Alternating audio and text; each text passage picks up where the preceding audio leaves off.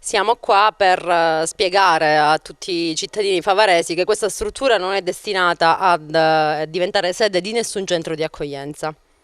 Lei a che titolo parla?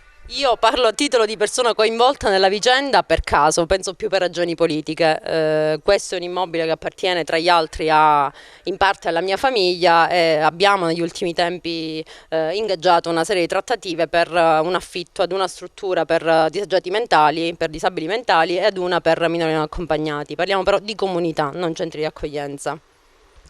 Quindi nessun immigrato ancora è presente all'interno? No, non è presente nessun immigrato, al momento la struttura è in fase di adattamento alle esigenze dei contraenti, ma non c'è nessuno e non c'è nessun extracomunitario, che a breve comunque non è previsto.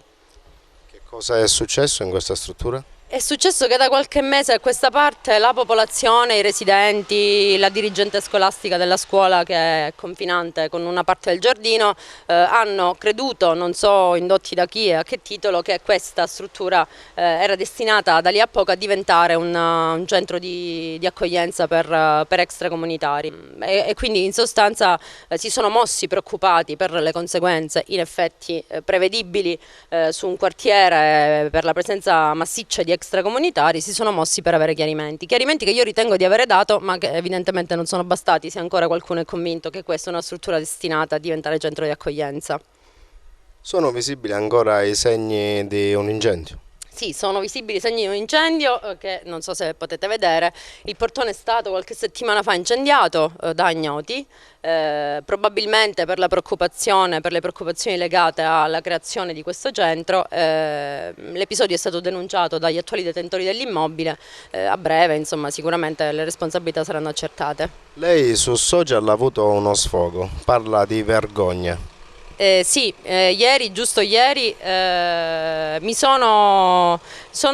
dire, rimasta abbastanza turbata da una notizia che era stata pubblicata sulla Sicilia, in cui si parlava di una presunta determina del sindaco, che io non ho visto, il sindaco di Favara, in cui veniva stabilito che i centri di accoglienza e in generale le comunità per minori non potessero sorgere accanto a edifici scolastici nel centro storico.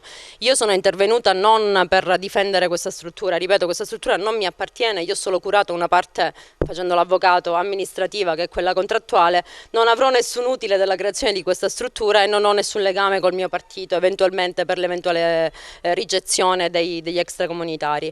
Quello che ho trovato intollerabile è che un sindaco in una determina dica che un minore extracomunitario non può vivere in prossimità della scuola e quindi di un minore favarese.